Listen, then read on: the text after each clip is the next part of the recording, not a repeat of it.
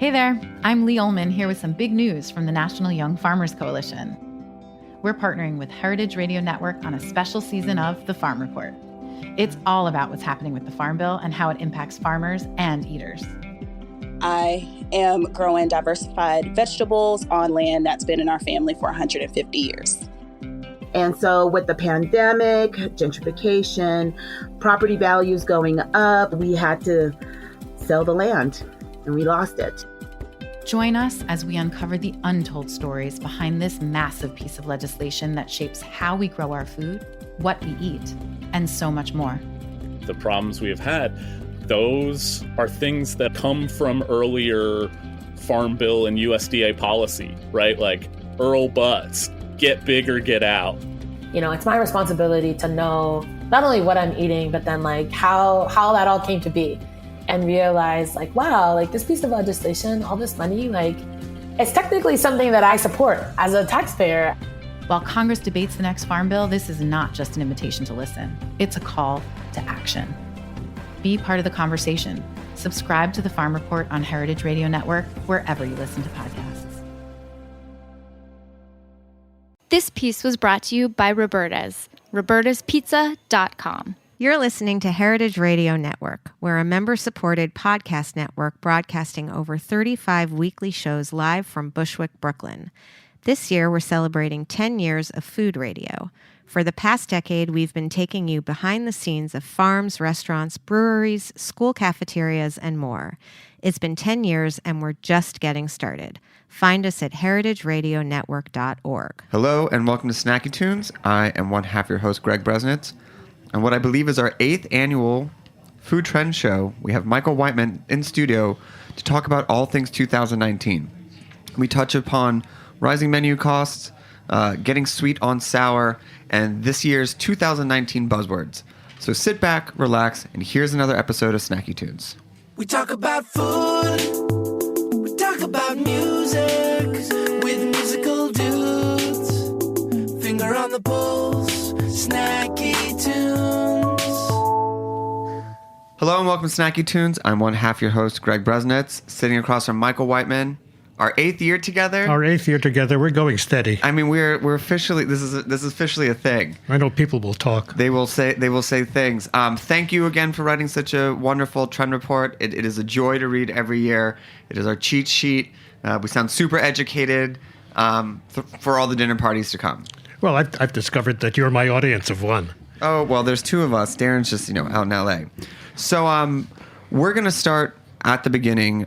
What you have kind of touched on over the years is a discrepancy in how people eat. Where it used to be people stayed home more, cooked more, then there was an explosion of restaurants and people went out, and now we're starting to see change, and we're starting to see a high-low. What is happening? Well, first thing that's happening is that not everybody in the country is rich, and not everybody in the country has gotten rich. Despite the government shutdown, there are other trends that are equally important. The price of eating out has been going up rapidly for several years now, and we've talked about it in a previous show. The price of food is going up faster than the price of eating food at home.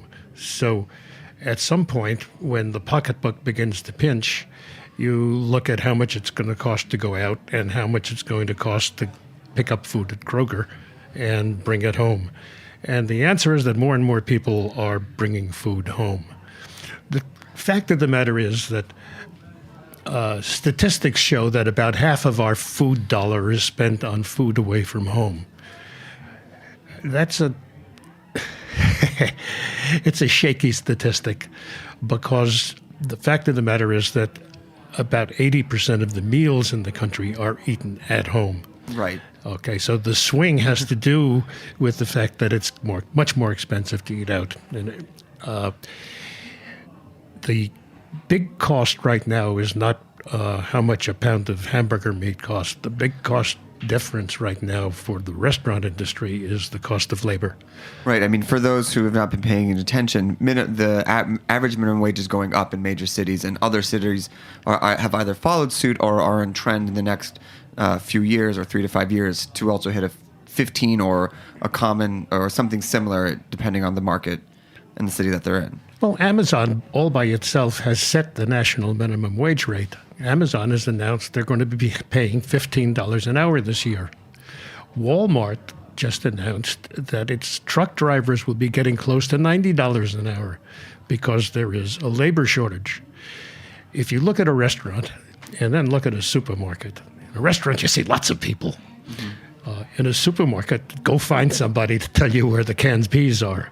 I can't. Okay. So every time the minimum wage goes up, it affects restaurants a lot more than it does supermarkets. You've also talked in the years past, which you can go to our archives and listen to, about a glut of restaurants. So there was a time when there were so many restaurants opening and it was obviously not going to be sustainable. Do you see this as kind of one of the reckonings of getting back to the correct amount of restaurants or some type of balancing out because it just has to be that way? The U.S., unlike other countries, suffers from two forms of selling things to people. One is there are too many restaurants, and second, there are too many retail stores. And third, as you know, there are too many shopping centers. So retail stores are closing left and right. Say hello, say goodbye to Sears. And restaurants are also closing, but not at that rapid rate. The unfortunate situation is that restaurants' prices are too low because wages have been held down, and that's ending. And as restaurants are forced to raise their prices, I think we're going to see a fair number of them closing. But you also mentioned that there's a new type of restaurant that's filling the gap. This type of fast casual that is not a Sweet Green, which is not a Shake Shack, but is actually what you might have seen as a restaurant, which is less people, more streamlined service. People are going to get their own things. Where do you see this filling the gap, and why do you think that this is catching on? That's an interesting question, and it's an interesting phenomenon. The chains that you just mentioned, the Sweet Greens and the Shake Shacks and the Five Guys, and that group, formed an area of food service called fast casual. And the idea was that you could go to these places and spend a bit more money and get a little slower service, but you get a lot better food because the food would be fresher. And the contrast was, if you go to McDonald's, you don't get food, you get a package. If you go to Sweet Green, you order a salad and you talk to the waiter and the person who's assembling it, and you have control over your food and you see it being put together. So this was supposed to be a step up from fast food. As it is developing, the point you're making, as it's developing, we're finding that restaurants, casual restaurants who are feeling the same labor pinch as everybody else, are looking for ways to wash out as much labor as possible. So they're taking the idea of the service at Chipotle Grill or Sweet Green, those are my two favorite examples, and making the food even better. So they're now serving restaurant food in a Chipotle or a Sweet Green kind of setting. So there's no waiters, there's no seaters, there's no tablecloths. There's you order at the counter, you pick up your food, you take it, you bus it, and you're gone. But you've gotten a restaurant quality meal experience. So if fast food has an average check of, I don't know, make up $5, and Sweet Green has an average check of $12, we're now looking at places that have average checks of $18, $19, $20, where you're getting a meal that you used to get in the same premises for $40. And has there been, in your research, what have been customers' reactions? They like it, they don't like it, they feel like it's, it's a weird experience because they're kind of in the middle, or does it all seem to work because of the price point? It works because of the price point. It works because they're familiar with the system. Chipotle has made it familiar. And not everybody is going to be happy with this kind of service, but it is providing a opportunity to eat out at a price that prior to that you would look at it and say, well, we can't afford that this week. And do you think that these restaurants are built to scale? Like there'll be 10 of these, or are these the same? It's almost the same like these small 44-seat restaurants. This is just the new way they're doing service. Both. There are some people who had 50 or 60 seat restaurants who have switched to this fast casual kind of service. And it'll just be a one-off because it's an entrepreneurial adventure. But a lot of these, I believe, have traction, are scalable, and could very well be the next wave of restaurant development. And if that's true, then the old legacy restaurant chains are going to be in even more trouble than they are now. I'm talking about things like Red Lobster and Olive Garden and TGI Fridays. One of the other points you make as well is that it saves in expenses, which I think is an interesting thing to consider. 50% of it is takeaway, so smaller restaurant, less energy, less gas. That's correct. So these become financial decisions as well. And it also straddles the first point you made, which is that more people are eating at home. Now, in this particular case, I might be eating at home, but I had my food delivered or I picked it up from a restaurant. So in that case, the supermarket lost a meal that it could have sold to you if you were taking food home to cook it. The restaurants gained a meal, but in a far more efficient way. A lot of these things that you're talking about really do come down to economics, and what forces when these things get more expensive is innovation. And one of the things that we're seeing is innovation in AI and robotics for restaurants. One of the things you touch upon are these conveyor-like systems that are starting to pop up either in test markets or people trying to scale them. What are some of the examples you've seen, and how nervous should employees be that they're going to be replaced? There's an awful lot of investor money going into artificial intelligence and robotics, and it's going, among other areas, into the restaurant industry because there's this labor crunch and labor crisis, and the cost of labor goes up. It becomes more efficient to begin to think about replacing people with robots. San Francisco and China are the two centers of this sort of development. And it's happening also in the hotel business. There are hotels now where room service is delivered to you by a robot.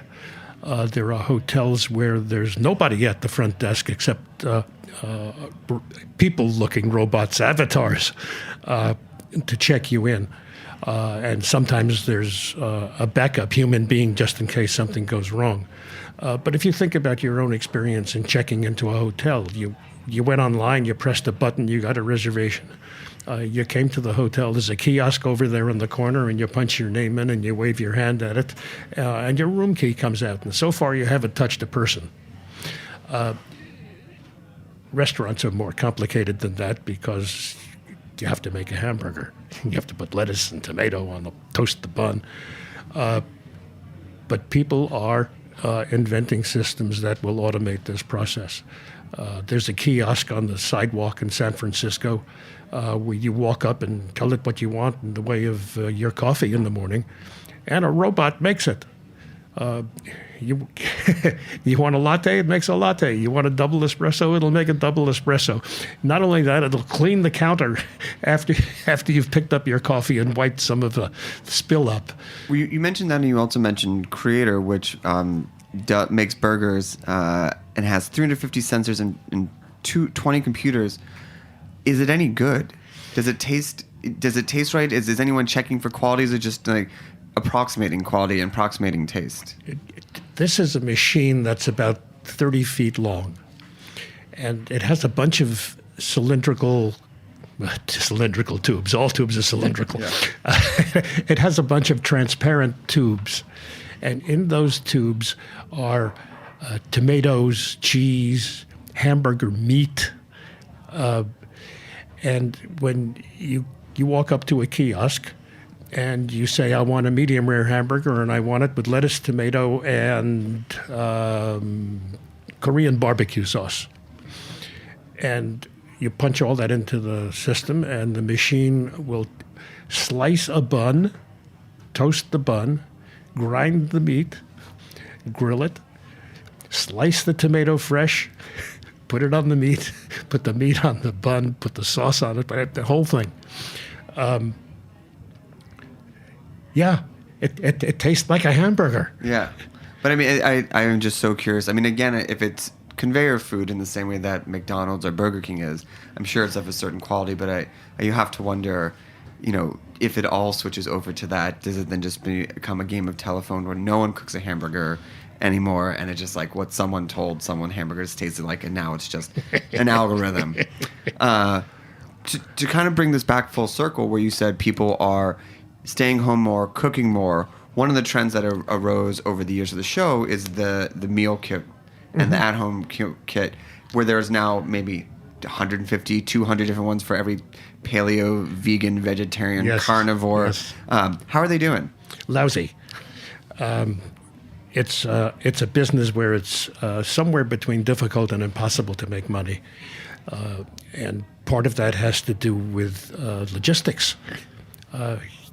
You've got to take all these meal components and put them in boxes, and then put the boxes in boxes, and then make sure they're insulated properly, and then have Federal Express deliver them halfway across the country.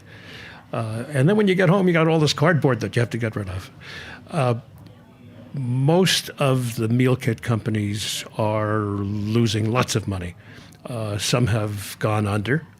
Others have formed alliances with supermarkets, because supermarkets already have the food there. And supermarket is a place that you go anyway, so you can order a meal kit while you're shopping and bring the meal kit home. So it doesn't have to travel halfway across the country. Are the meal kits pre-assembled there, or are they assembled at the supermarket? At the supermarket. Okay, interesting. Is there one that will survive in the Hunger Games of meal kits? Is there one that will survive? I would watch Kroger, because it's the most innovative of traditional supermarket companies, and it has made a couple of alliances with meal kit companies.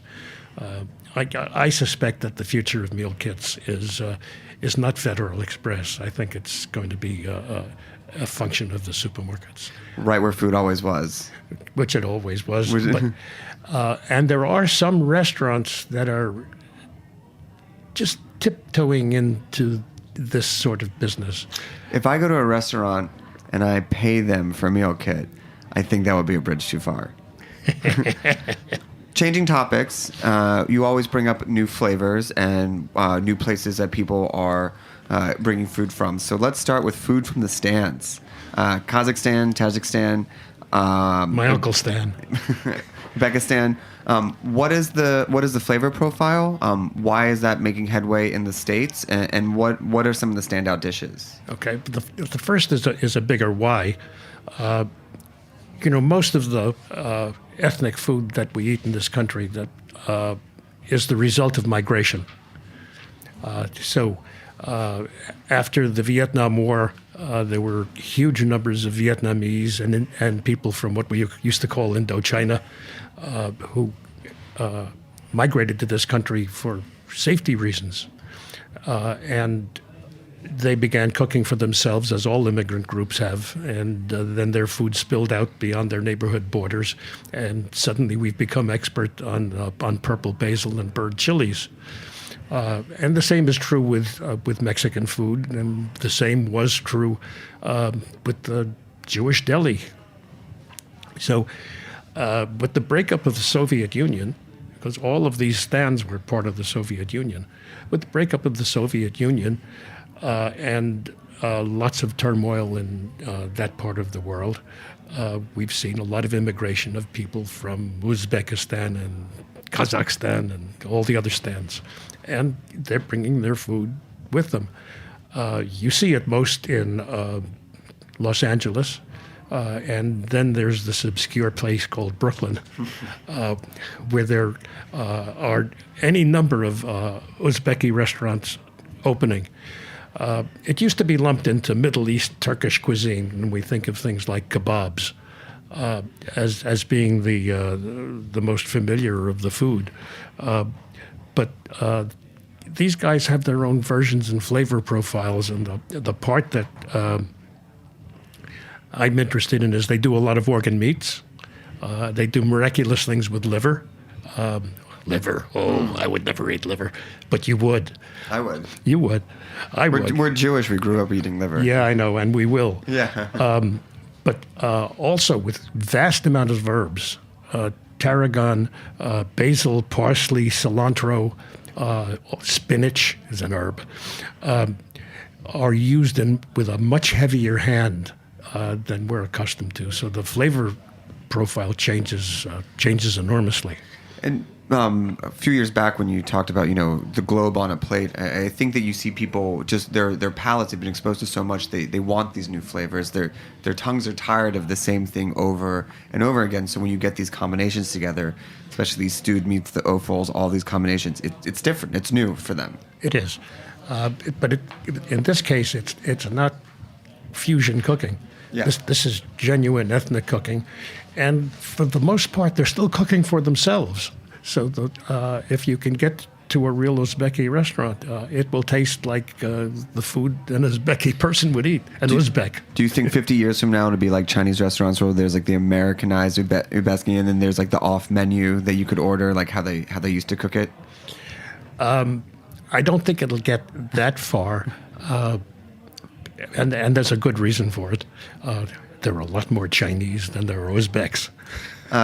Speaking of Chinese, my favorite food, Chinese food, is back on your list, which is great. Szechuan hot pots, dry cooking, and bings, which I had the pleasure of having for the first time last year. So why is Chinese back on your list, and what are these new flavors and these new types of cooking that are making their way?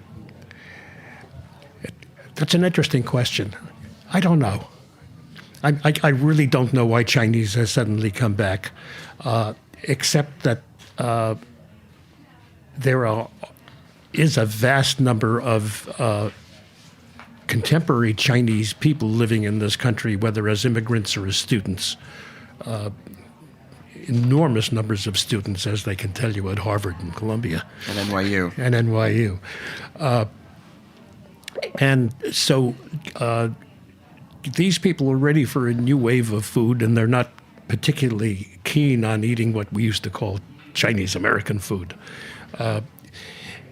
In China at the moment, there is a rage on hot pot cooking. Hot pot cooking is kind of like a fondue with broth instead of a cheese sauce in it.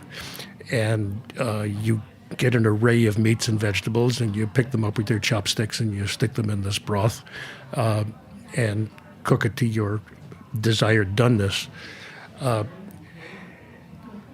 For some reason, it has become all the rage in China. And there are studies on how many hot pots are being made. But it's sloshed over into this country. And so there are, where there are Chinese areas, there are Chinese hot pots. And the ones that are most interesting are the Szechuan hot pots. In a Szechuan hot pot, the broth that you're dipping your food into is already pre-seasoned with a fire alarm's worth of chili peppers and herbs and anise, and so that there's a real flavor and a punch in the nose when you cook your food. Every time I go to a hot pot place, I can smell it on my jacket for like 3 days. I mean, I love it. But it's almost like enveloping all the senses as well. That and there's a flame underneath the pot that's getting you warm as well as the food. But there's a shift from this hot pot stuff to what's called dry pot, and that is that instead of you swishing your food around in a tub of liquid, you tell the chef what the ingredients are that you want, and he cooks it. And it ends up with 3 or 4 tablespoons of liquid in the bottom of the bowl. But those 3 or 4 tablespoons of liquid are intense. And you toss it like you would spaghetti bolognese, but with a whole new flavor profile and far more exaggeration of what the flavors are. And what's a good example of some restaurants that are doing it at the highest level? In New York, you would go to a place called the Ma La Project. There are 2. There's one in the East Village and there's one in Midtown. And they give you a choice of 4 levels of heat. My medical advice to you is not to take the hottest, because I've had the next to the hottest, and it's incendiary. You pay for it no matter what. Yeah, you pay for it. You pay for it no matter what. One of the other things that was such a delight this year is when I was running through the Flatiron and needed something for lunch. I had my first Bing and stopped dead in my tracks. I was like, why have I not had this? This is phenomenal. And also when I was traveling over in London, there was a Bing stand in one of the food markets. For those who are uneducated on it, what is this wonderful delight? There are two forms of Bing. Fundamentally, it's either a flatbread like a burrito, or it's a crepe that's made with an eggy batter on a big heated steel drum. And they're made to order in front of you. The chow bing is one that looks like a burrito, and it's like Chipotle grill. You walk up and you say, "I'll have that. I'll have that. I'll have that. I'll have that beef shin with anise flavoring, along with Yum. Along with chive ash, and it tastes really authentically Northern Chinese, even though it's taken a fair number of liberties. But you would recognize it immediately as Chinese. And there's a company in New York called Junzi, Junzi. They have one in across the street from Harvard, across the street from Yale, one up near Columbia University, one in Greenwich Village, and a fourth opening near Bryant Park. And it was formed by a bunch of Chinese PhD students who won a contest to produce a business plan for a restaurant that didn't exist. And here they are with 4. The other one is a company called Mr. Bing, which is probably what you had. That's the one I had. That's a big eggy crepe, and they make this crepe in front of you, and then they fill it with all sorts of excessively salty and excessively seasoned product, which I think is not as good as Junzi, but they're both opening new places, and they're fast casual with a new form of cuisine. They're very interesting. The final flavor profile that you touched on, getting sweet on sour, is the rise of sour foods, where we had a craving for bitter before, coffee, dark chocolate, Brussels sprouts. Now sour is getting into the mix. Why? Where is it coming from? And what are some really prime examples for people who've not had the chance to explore this yet? Well, for one thing, as you said earlier, we're always looking for new flavor sensations. And for the last 15 years, the emphasis has been on bitter, whether it's bitter coffee or broccoli or any of the cruciferous vegetables, or the darkest chocolate you can get. So we've kind of used that up. Sour has always been a component of our food that we don't really pay much attention to. If you were having dinner in Southeast Asia, to go back to the area we were talking about before, if you were in Indochina,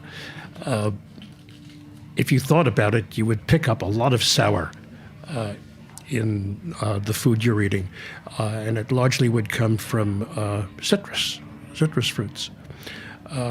We're becoming inundated on both coasts with Philippine food, because there are a large number of Filipinos in this country, but they've remained pretty anonymous.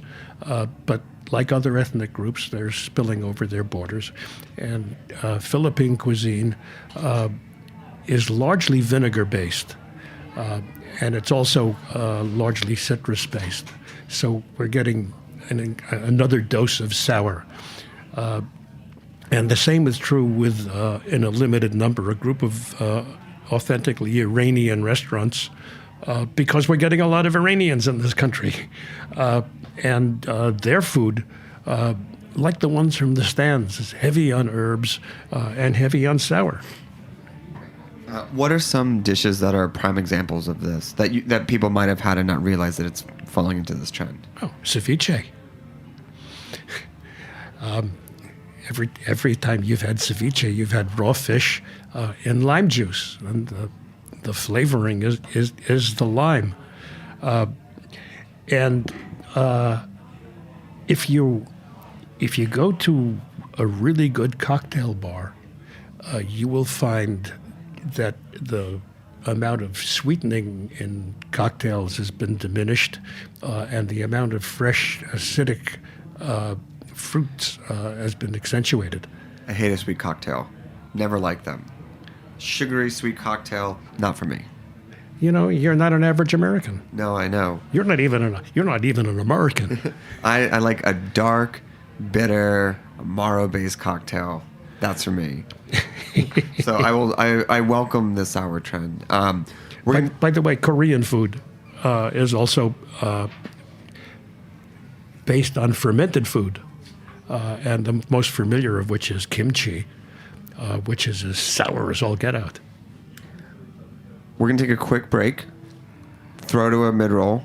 Jeet's going to step in, do his thing, and then we'll be back with the second half of our 2019 trend show here on heritageradionetwork.org. Are you enjoying this podcast? Heritage Radio Network has plenty more. My name is Allison Kane, and I'm the host of In the Sauce here on HRN. Now that I'm expanding my cooking school to a sauce line in grocery stores, I need all the help I can get. And I want to help other entrepreneurs build their brands too. You can find In the Sauce wherever you listen to podcasts and on heritageradionetwork.org. My name is Brandon Boy, co-owner of Roberta's, a super duper awesome place. Roberta's is a very, very, very, very proud sponsor of the Heritage Radio Network. We're also super awesome. Thank you, Heritage. The most exciting thing on here for me is, as you put it, cell-based, slaughter-free, cultured clean, lab-grown motherless meat, otherwise known as plant-based meat. You've seen a lot of headlines about it. You've seen the Petri dish, the $40,000 burger, but you've also been seeing a rise in companies that are getting pretty close. I had my first Impossible Burger in August, and I still think about it. I couldn't believe how close the taste was, but I also couldn't believe how good I felt afterwards. Where is this going? What is the future? How soon will cows be safe to roam? Roam.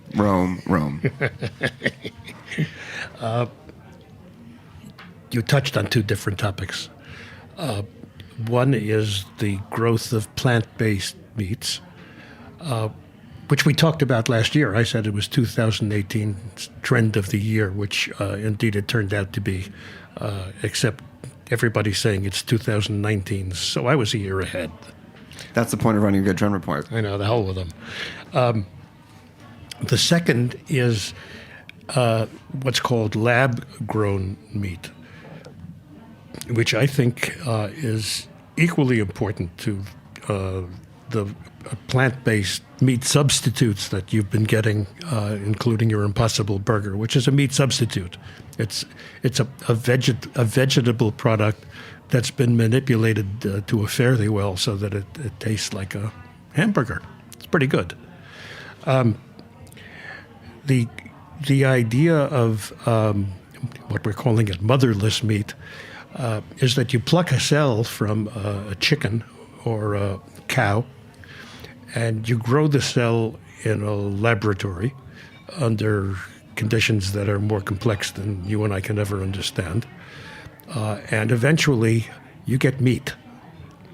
And you haven't killed an animal because you've grown the meat in a lab.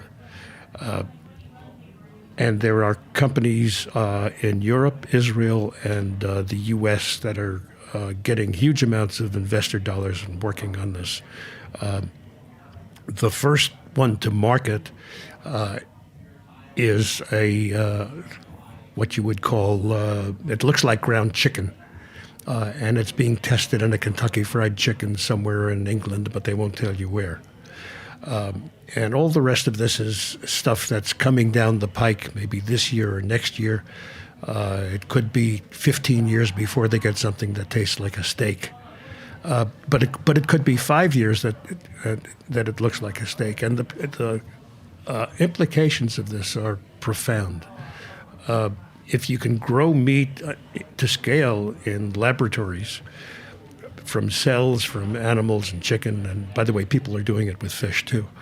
You don't need ranchers because all you need is cells.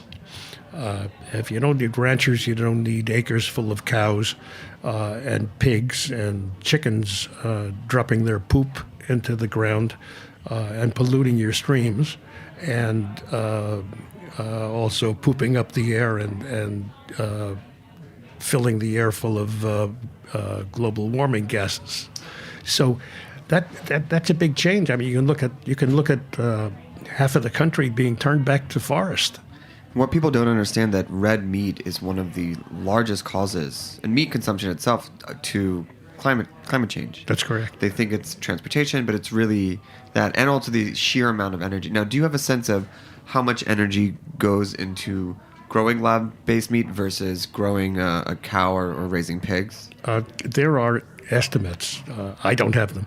I do have them, but I don't have them with me. That was a trick question. The differences are quite profound, especially in terms of energy use and water, because it takes vast amounts of water to grow a calf into a cow in order to make a steak. It's fascinating, and there are people who are detractors. Besides the people who don't want to eat their meat in lab, farmers are rightly scared. And what are some of the tactics that they're taking to battle against this? And they have precedent from the rise of oat milk versus standard milk. That's correct. There is I think it's the state of Missouri, just passed, if it's not Missouri, it's Mississippi or something else with an M, just passed the law that you couldn't call anything meat unless it came from something that had 4 legs. And this was obviously forced on the legislature by the meat people. But the big protein-selling companies in this country who traffic in meat and chicken are also investing in these same lab-grown meat ventures because A, they need to hedge their bets, and B, this could be the next thing. You hear these laws and it's like, people, instead of understanding progress, are just this is not stopping. This will happen, but it's always interesting to hear that people's response to change is to try to hold on to the past. Well, they're vested interests. The dairy industry in this country is not in the best of shape. We sit on mountains of cheese and we keep on producing cheese. The consumption of milk falls every year, and so when the dairy people see something like oat milk or soy milk and see the word milk on the container, that just drives them nuts, and they are not winning in court, and probably the states that are enacting the anti-meat will probably be overturned in the courts.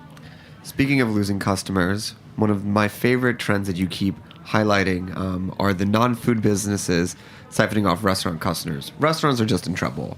But a couple years ago, you talked about cafes in marquee flagship stores.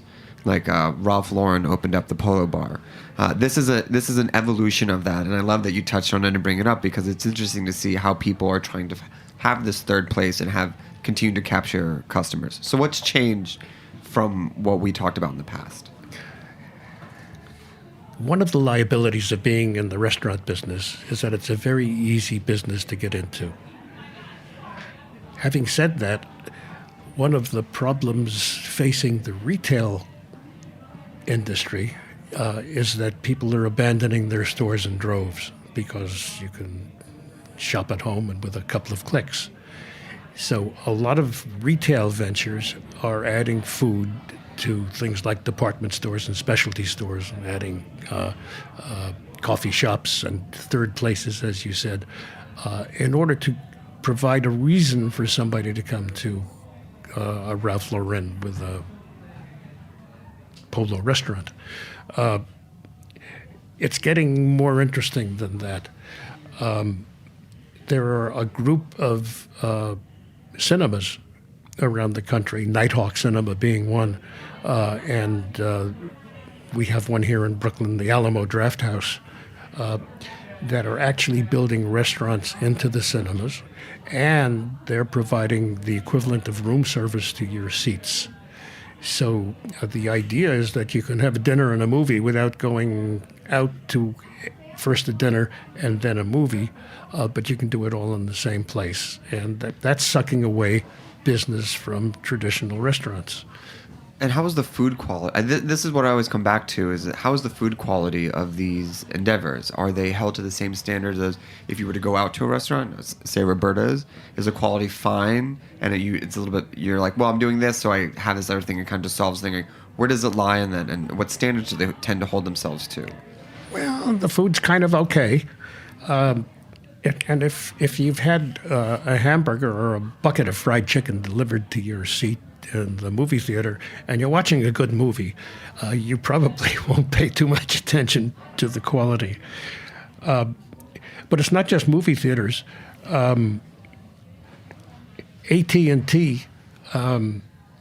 opened a space in Seattle where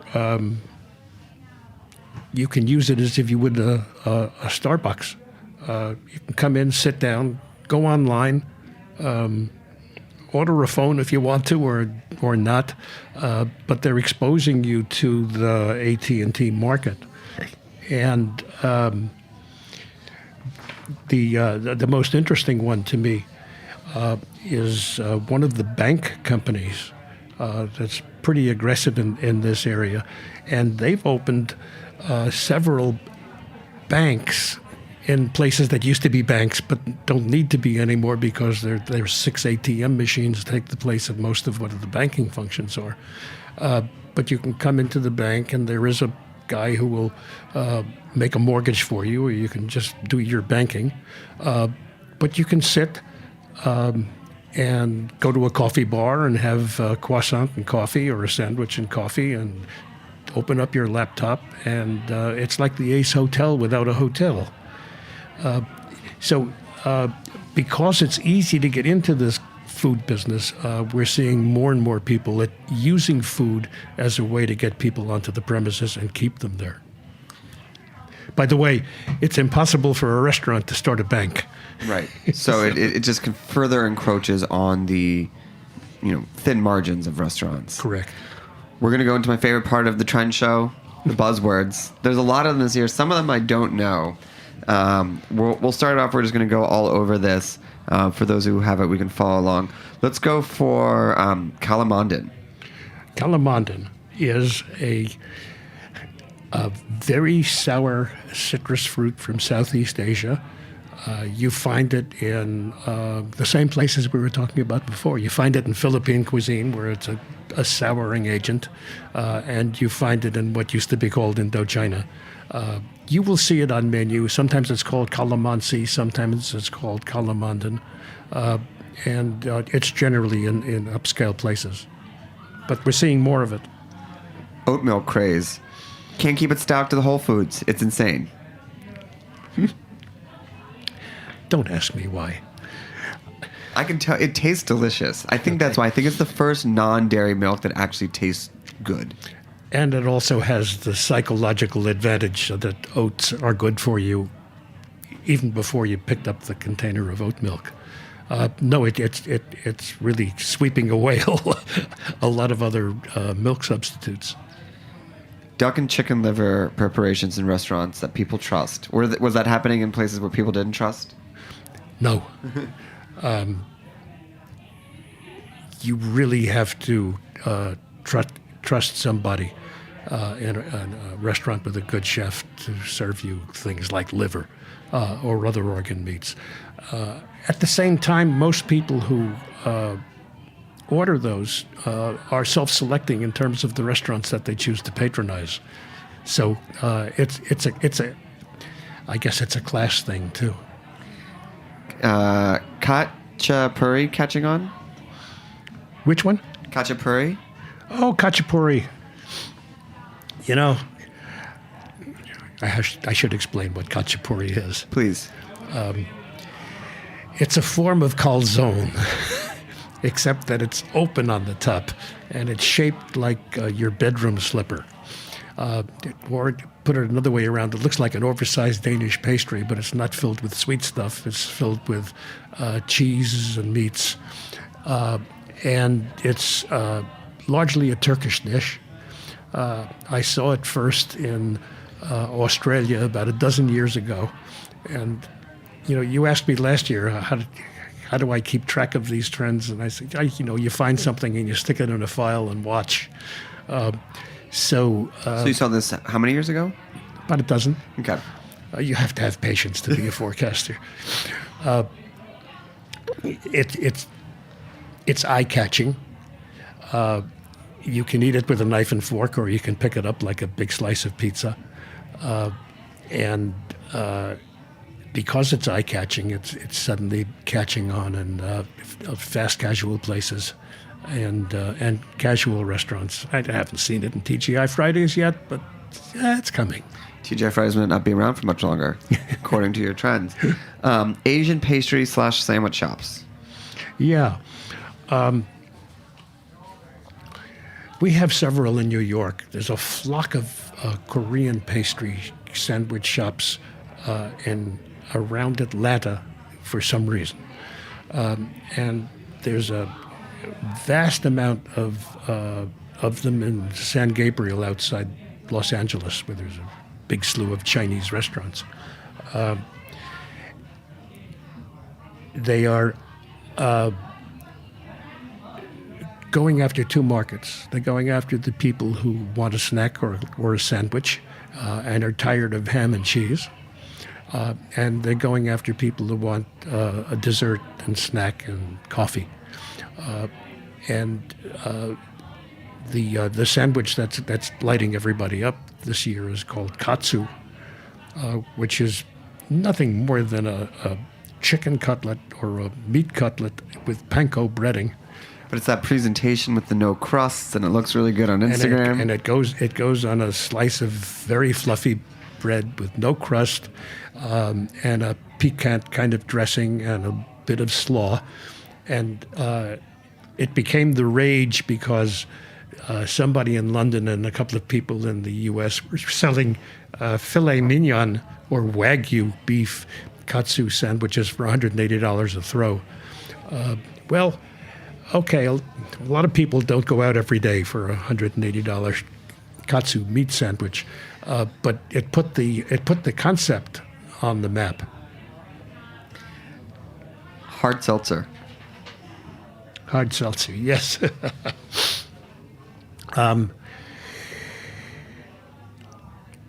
There's been a dramatic drop in the number of people who are buying sodas. Specifically colas. So if you walk through your supermarket today, you will find a completely different population on the soda shelves than you would have seen 5 years ago, with all kinds of flavored waters and waters with vitamins and waters with even CBD now, even cannabis waters. And among all of this is something called hard seltzer. It's got the alcohol equivalent of, say, a light beer. So instead of getting strawberry-flavored seltzer, or lime-flavored seltzer, which is really rather vile, you can now get it with some alcohol. But it's catching on. And the reason, as I said, is because people have been marching away from colas. We have hemp and cannabis and cocktails, soft drinks, beers, and everywhere else. Yeah, we do. The floodgates are opening. So this will probably be the next economic bubble because everybody is piling into the cannabis business. The valuations of cannabis growing companies in Canada doubles and triples. Our big beer companies are buying into them or buying them entirely because beer sales are dropping. Guess what? That beer sales are dropping the way cola sales are dropping, because the next generation of drinkers is less interested in beer. Actually, all alcohol sales are slowing down, but beer in particular. So the way the meat companies are investing in cellular grown meat and vegetable substitutes for meat, the beverage companies are investing in cannabis. So we're seeing it in everything. I haven't seen it in underarm deodorant yet, but we'll probably get there. Probably just like any type of cream, lotion, whatever. We give our dog CBD oil. And what does the dog say about this? We gave her CBD oil in a hotel room, and she, I'm not kidding, trashed the minibar and ate the minibar. The entire minibar. Just like a human. The final thing I want to touch on, which I think is the most impressive and important, is the rise of the chef activist. Jose Andres is a great example of feeding people in Puerto Rico and bringing attention. He's now nominated for Nobel Peace Prize. Why do you think people listen to chefs more than anybody else? Well, chefs are more intimately connected with food than all the rest of us. And chefs make a living by doing a good job feeding people. And I think that there's been a growing awareness for 2 or 3 decades about the degradation of the food that we've been eating in this country since the Second World War. And we're now at a point where I think a lot of people have subconsciously a guilty conscience, especially chefs, regarding the kind of food that they've been serving for decades and decades.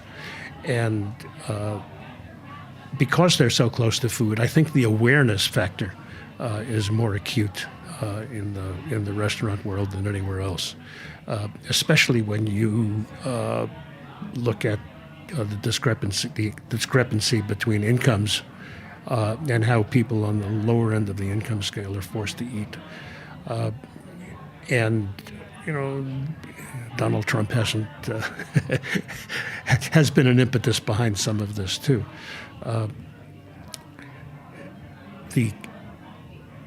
The idea that you're feeding people has been expanded to the fact that you're feeding the world. And there's a conscience that comes along with that, and a desire, let's say, to maybe right some wrongs that have been committed. That is beautiful. We're going to leave it at that. Michael, thank you so much. Where can people find the Trend Report? How can they get in touch with you? How can they read last year's Trend Report? See how consistent you've been? Where can they go? Oh, you can't find me. You Google Michael Whiteman, restaurant consultant, and 5 million citations will pop up. But where can they find the Trend Report? That's the easiest way. Oh, okay. That is the easiest way. Great. Well, thank you for coming by. Jeet, welcome back. It's good to have you here. We're looking forward to another season and another year of Snacky Tunes. Tune in next week. We'll be back with an all-new live episode here on heritageradionetwork.org. Thanks for listening. We talk about food, we talk about music, with musical dudes, finger on the pulse, snacky tunes. Thanks for listening to Heritage Radio Network, food radio supported by you. For our freshest content and to learn more about our 10-year anniversary celebration happening all year long, subscribe to our newsletter. Enter your email at the bottom of our website, heritageradionetwork.org. Connect with us on Instagram and Twitter at heritage_radio. You can also find us at facebook.com/Heritage Radio Network. Heritage Radio Network is a nonprofit organization driving conversations to make the world a better, fairer, more delicious place. And we couldn't do it without support from listeners like you. Want to be a part of the food world's most innovative community? Subscribe to the shows you like, tell your friends, and please join the HRN family by becoming a member. Just click on the beating heart at the top right of our homepage. Thanks for listening.